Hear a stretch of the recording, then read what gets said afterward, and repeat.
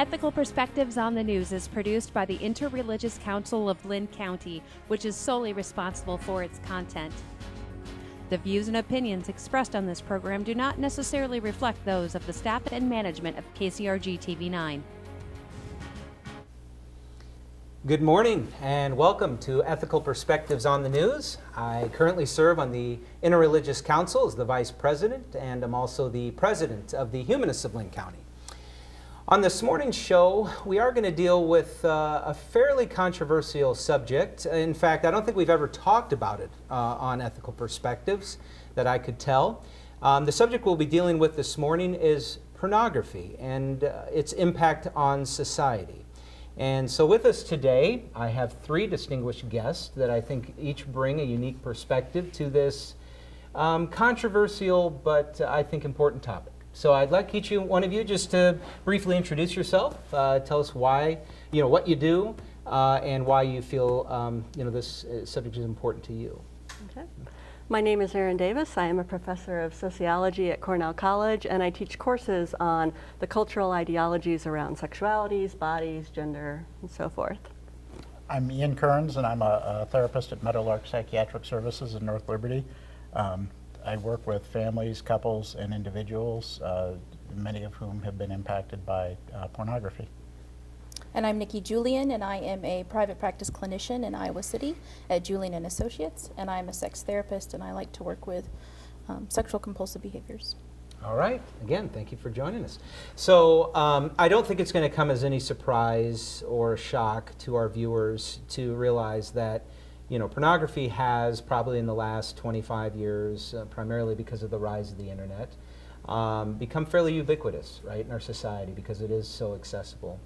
And in fact, I have a few statistics here that I was able to find online to kind of support that. And again, some may consider it shocking, others not so much. And I'm sure, though, because you deal with it all the time, these aren't going to be shocking to you. But I think it would be interesting to kind of lay the groundwork from what we're dealing with here. So according to a reputable website there on the internet, there are 28,258 views per second of pornography. So we're talking just strictly pornography on the internet.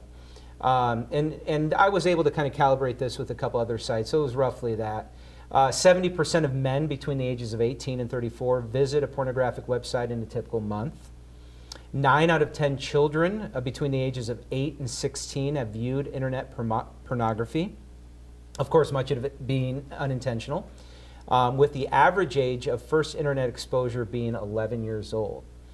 And again, that's the average. Again, it's kind of broke out. 72% of viewers are male, of course, 28% female.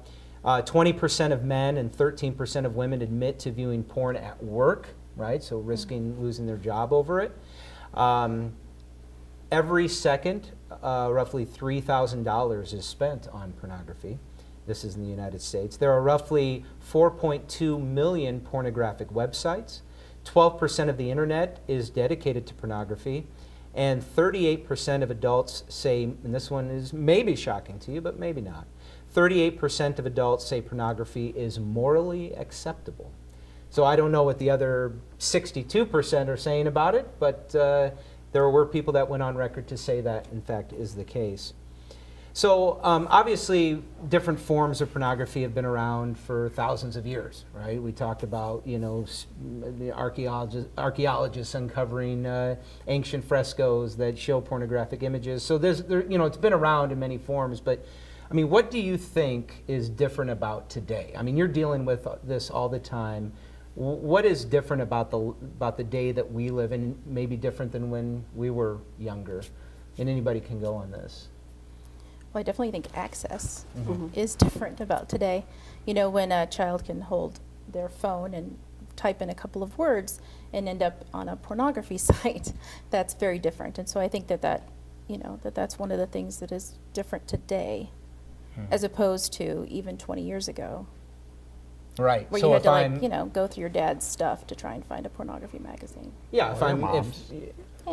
Maybe.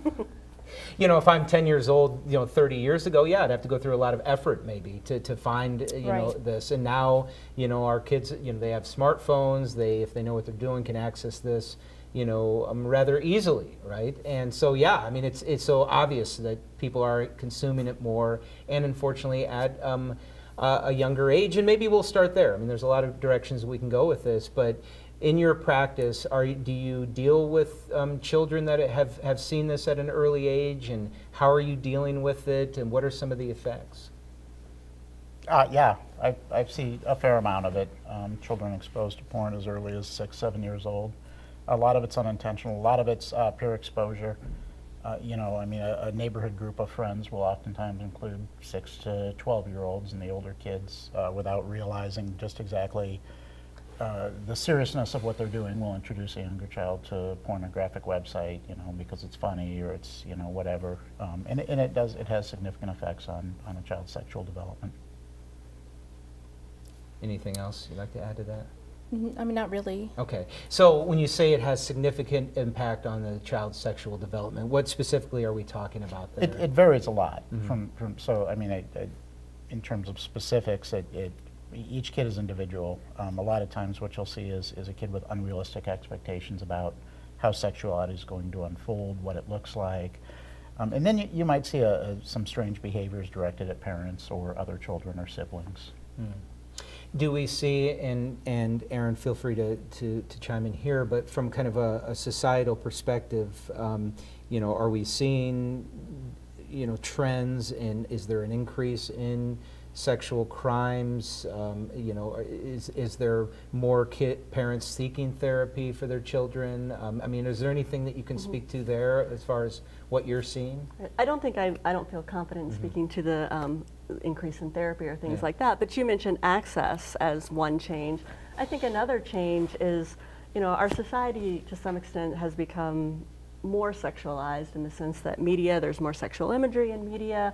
And so I think the other thing is that porn is not necessarily as hidden as it was. Not only can you get to it, but I think people know of other people who are watching it and using it, and so it's not quite as stigmatized or shameful. So I think it seems like a normal practice, and I don't think it seems necessarily as taboo, and not even for younger children. And so I think, especially in our society where we tend to sort of want to limit children's access to sexual knowledge, and that's been a big issue around sex education, that I think porn and regular media becomes a site for for young adults, adolescents to learn about sexuality.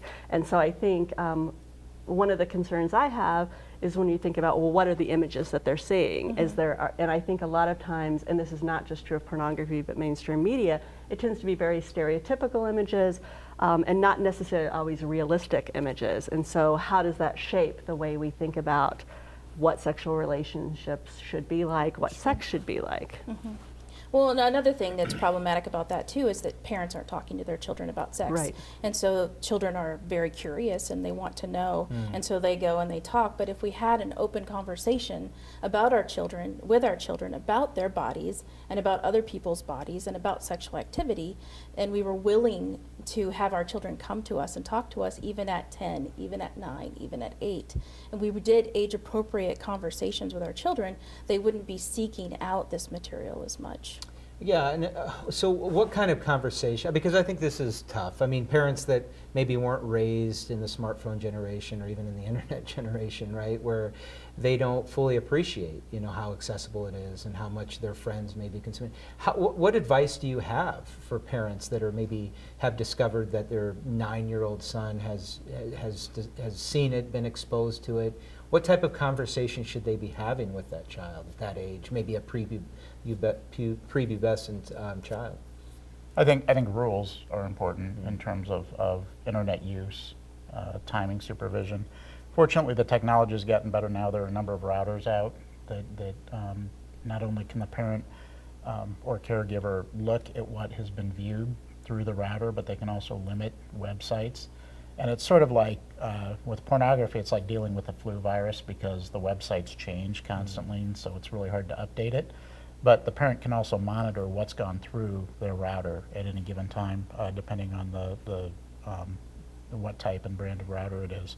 So doing some homework will allow you to facilitate those conversations, and good boundaries with your kids. And this is, you can use the internet in the house, but if you're looking at porn, then there's going to be some restrictions. Yeah. I think those conversations need to start much sooner too, just about your body and how to name your body and how to talk about your body. I think a lot of parents are very afraid that if they talk to their children, their small children, about their sexual parts, their body, that they're going to create a sexual child, and that's just not the case. In fact, it goes opposite. If children can talk about their bodies, can name their parts, they're less likely to be victims of sexual crimes because they're able to say, this is what happened to me and I have words for it, as opposed to just no words at all. So first of all, start with ground zero, naming body parts appropriately and not inappropriately, not shaming your child for having feelings, not shaming your child for having body parts, or talking about them, or wanting to expose them, or touching them. Yeah, and I think this touches, and certainly every parent comes at it from a different perspective, right? I mean, some people just consider it absolutely morally wrong, right, to look at this, and maybe we'll get a little bit more into that, but from if a parent discovers their child is watching this, I think what I'm hearing from you is maybe just have a very honest conversation with them about maybe what they experienced when they saw it, maybe not feeling guilty about what they experienced because maybe it wasn't their fault or whatever. But yeah, I think your point is just helping them maybe understand that your body is developing. You are going to have an appetite maybe for this, sex in general, right? And helping them kind of work through that and navigate it. And does that seem reasonable? Yeah, I just think if you start the conversation earlier, then when these things do happen, because they're bound to come up, you have that ground work done, and then you can say, what did you see? Do you have any questions about what you saw? How did you feel about what you saw? Where do we go from here? And why it's important for you not to continue to look at that material. Okay.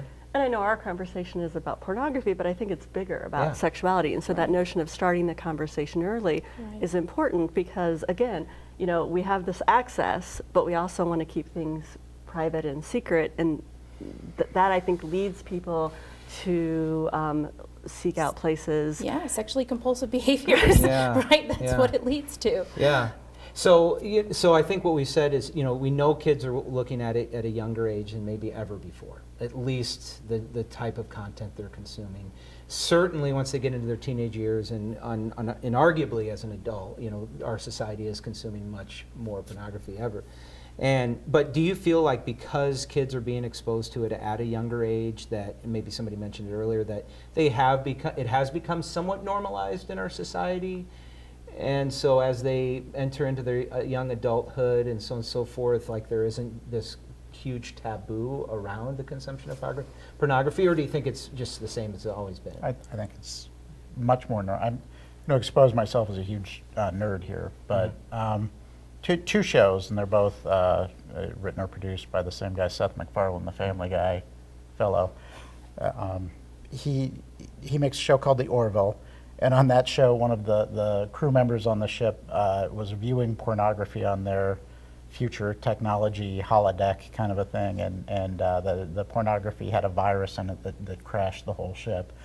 And it's funny because I think the same week or the previous week, his other show, The Family Guy, was about the teenager viewing pornography and how it was messing with his expectations. And I mean, we were joking that maybe he needs to come talk to somebody because seems to have a lot of shows about pornography. Right. And one of the on the Orville, it was very compulsive. The guy was trying to not use porn at one point. I mean, you do see it come up all the time, right? At late night television, everywhere, there's this constant reference to the kind of elephant in the room that people seem to at least consume a lot of it. But so I thought it would be interesting maybe at this point to kind of, I was in an animated conversation with somebody the other day, acquaintance of mine, and we were discussing I was going to have this show, we were going to talk about it, and of course, it isn't something that people talk about a lot, certainly not on television and maybe in depth. And I mean, they just had very strong reactions to it. They had experienced some of the effects of it in their own family, and they just had very, very, very strong feelings against it. And certainly if you go on the internet and see the research out there, there's websites dedicated to eliminating it from society as a whole. So anyways, I think there's this general feeling that consumption of pornography certainly leads to more crime, the degradation of our society, the divorces, and so forth. And certainly, anecdotally, you can point to different, instances where that was the case. But interestingly enough, when I was researching for this show, one of the things that came up time and time again by, I think, Psychology Today is, there's this inverse relationship between the consumption of pornography in the last 25 years, which has skyrocketed, mainly due to the internet, as we've already talked about. But at the same time, when you track any kind of crime, sexual crimes, the divorce rate, they have gone down in the cases of crime drastically during that same period. And why do you think that is? I mean, it's counterintuitive, right? You think, most people think I consume pornography, that's going to lead to me committing some sort of crime. And so when people are kind of faced with those statistics, it's a kind of a head scratcher. Well, maybe it doesn't cause these things. What is your thought on that? Well, there's the whole correlation doesn't imply causation, right? So ice cream sales and murder, I don't know. You've got probably other examples, right? Right. Mhm. Yeah. Beaners in baseball and murder. Yeah. There are a lot of factors that affect both violent crime and pornography use. The technology's improved, societal attitudes about crime and sexuality and victimization have changed, and so it's probably premature to be drawing a connection between pornography use and violent crime, at least in my view. Do you, I mean, just to speak very bluntly about it, do you feel the consumption of pornography, do you think like the amount a person consumes pornography increases the chance of them committing some sort of crime or getting divorced or causing relationship issues? And maybe I'm conflating a lot of different things there, but I guess what I'm trying to get to is, what are some of the things that you're having to deal with when it comes to families, and that, it's obvious that pornography played a role in causing some sort of harm or disruption to a family unit or an individual? Let's go that way. Well, Yeah. I mean, I think certainly there is violent pornographic images, but that's not the only kind of pornography that's out there. So I think we also have to think about, I think if we talk about these different things, does pornography cause violent sexual behavior? Does it cause divorce? Does it cause marital problems? Does it cause unrealistic sexual images? I mean, I think depending on the person's situation, when they're viewing it, if they're in a relationship, how the partner feels about it, there's so many different factors there that I think it's hard to just sort of say pornography does X or leads to X. I think it's much more complicated than that. Yeah. I think we have to, that's not to say that there aren't sort of trends, right? So I think that just like mainstream media, most pornography comes from particular perspectives. So it tends to be male dominated, it tends to reinforce stereotypical ideas about sexuality, about bodies. So I think that there are definitely ways in which it has an impact on people, and often creating unrealistic expectations both for themselves and for others. But again, I think that these are complicated issues. Yeah. So, Ian, in your practice, and Nikki, feel free to jump in here, but I mean, I think earlier in the lobby we were talking, and you mentioned like binge watching porn and maybe even porn addiction, and are people, do you find that people are losing their job? I mean, what are some things that you're seeing that you're having to deal with with people that get quote unquote addicted to pornography? I'm seeing a lot of escalation like most compulsive behaviors, when somebody's really engaging in pornography use on a compulsive level, especially because internet porn is kind of the high-speed internet's been kind of a game changer, because there's so much novelty, and you can access so many, I don't want to say images, video images of moving images of people with sound. It's very new in terms of how quickly people can change from one thing to another, and that the degree of novelty that you can subject yourself to when using these materials can lead to some very compulsive behavior. And I'm seeing job loss. guys coming in with erectile dysfunction as a result of a lot of pornography use and very disrupted marriages and family disruption. Have you seen an increase in that over the, or is it pretty steady year after year? I've seen an increase, but I don't think that I can say that that's because of, societal Maybe factors. people are just becoming more open to getting help for it. Or I seeking. It's I not think they're as- finding me Yeah, because, okay. just people are seeking people on the internet, and, Sure. there's a lot of factors there, like that I started advertising Oh, and okay. such. So Yeah. that if I were to say I'm seeing more, because that No, probably would right, be right. inaccurate. Nikki, do you have anything to add? I think sexual dysfunction is a really good point. I see that a lot also, and I have seen an increase with high-speed internet of sexual dysfunction, and particularly in men. And I think that goes back to the idea that that viewing pornography changes the brain somewhat, in that it creates a sexual arousal to an image as opposed to a person. And so then when you try to engage with your partner in sexual activity, you're not able to function the same way as if you're watching a video or looking at images. Have you seen a lot of sexual dysfunction in females? Related to pornography? No, I have not. No. And I also think that it has to do with like the ability, like hands are very strong. So a couple different directions to go at this point, but I think one of the things I wanted to talk about was just generally, we've talked about the technology, and certainly it's made it more accessible to us.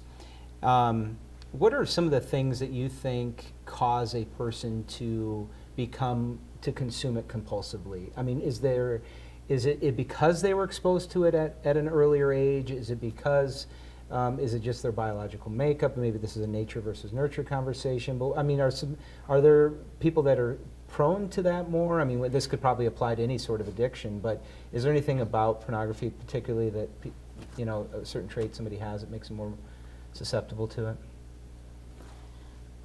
I think early exposure can lead to more compulsive behaviors around pornography and sexuality, but I think that's because we learn to self-soothe by watching pornography. So just like anything else, so if it's drinking, like you said, it's related to any other addiction or compulsive behavior. We do it because it makes us feel better.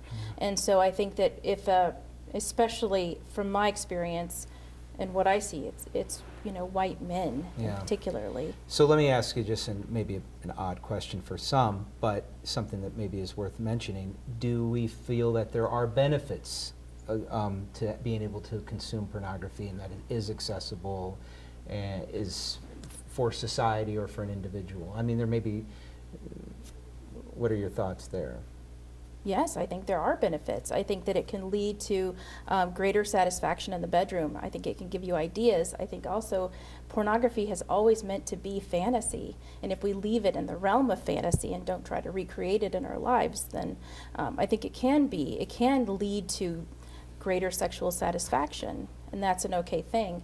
But it can't take the place of a lover. It can't take the place of a partner. So how should a couple deal with that? If they discover, the other is watching pornography or has been consuming pornography unbeknownst to them, and obviously that creates a lot of distrust and insecurity. How do you counsel people on that?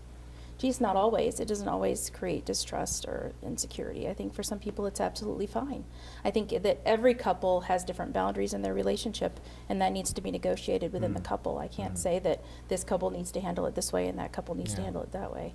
That's something you have to decide amongst yourselves. So I want to spend. Sorry, I do think that it's solo pornography use is a dicier proposition than using it with a partner. Typically what I've seen is couples that use pornography together there tends to be a healthier approach to it than solo use, which excludes the partner, and so you're engaging in a solo sexual activity. So I want to we got about 5 minutes left, and I want to kind of focus on probably the most, what people focus on a lot of times with the porn industry, and that is, is there sexual exploitation going on of young women, young men? Is it promote the objectification of young men, young women? you know, what is the different, you know, how do we as a country, as a society, make sure that, you know, this isn't, you know, promoting sex trafficking and again the exploitation of young women. What are your thoughts around that, and in what role pornography and the pornographic industry plays in that? I'd say absolutely. I think it does contribute to exploitation, human trafficking. Rashida Jones is it still on Netflix? She's got a documentary called Hot Girls Wanted that explores some of the... I think I did actually watch one Netflix episode where it just highlighted the porn industry, and, you know, people that had gone through it had great experiences, others terrible experiences. You know, some people came out of it and they're, you know, it was the worst thing ever and they've dedicated their lives to eradicating it. Others, you know, no, it was the greatest experience ever and I'm in it still, and so on and so forth. But yeah, again, I do want to kind of press this because, you know, it is, you know, a lot of times, you know, it's obvious that there's, you know, there's young girls involved with this, young men, and sometimes they're vulnerable and they get drawn into this, and it isn't, you know, and you hear the horror stories. So, I mean, how you know, this is just our opinion. I mean, I'm not asking you to, but how should we be viewing this? How should we, because... I think vetting your porn watching. You know, make sure that the porn you are watching is not related to that. Make sure that it is healthy and people do give consent, and they are, you know, there's some really good porn sites out there. There's feminist porn, there's FetLife porn, the people that are really engaged and do give permission and consent and are wanting to be there. So I think that's important. Mm-hmm.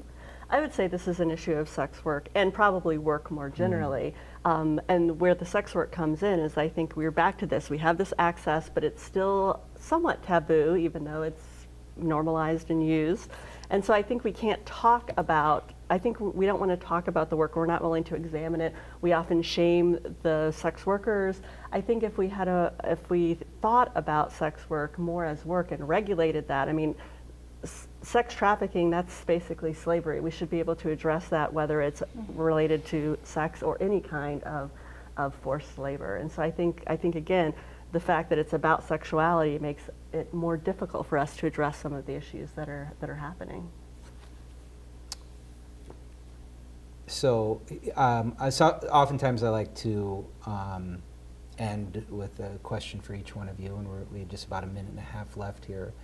And so the question I have is, if your son or daughter came to you and said, Mom, Dad, I'm involved with pornography, I'm going to, you know, become a pornography star, or at least pursue that as an aspiration, what would be your initial reaction to that and your advice for your son or daughter?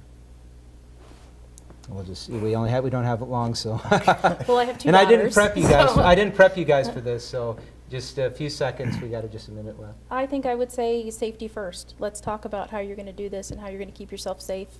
And, you know, what are your thoughts and what's going on for you, and tell me about why you made this decision. I think that's what I would say to my child. Wow, that's probably what I would say first. Yeah. Yeah, I don't know that I would be that cool about it. I would probably ask what led to that decision, and if there weren't other options, you know, because if you do sex work on camera, it's there forever. Yeah. And somebody will be able to find it in 50 years, and that, I think, is something that a young person might not really have a complete grasp of. Or appreciation of, Right. absolutely. Okay. And I honestly don't know how I would respond to that question. But I want to go back to the notion of fantasy. I think we need to be critical consumers, whether we're talking about pornography or any kind of media. And I think that's important. Yeah, I agree. Well, it has been a terrific and fascinating conversation. Again, I appreciate all three of you coming in this morning. And again, I appreciate everybody watching this morning, and hope you have a wonderful day. Thank you.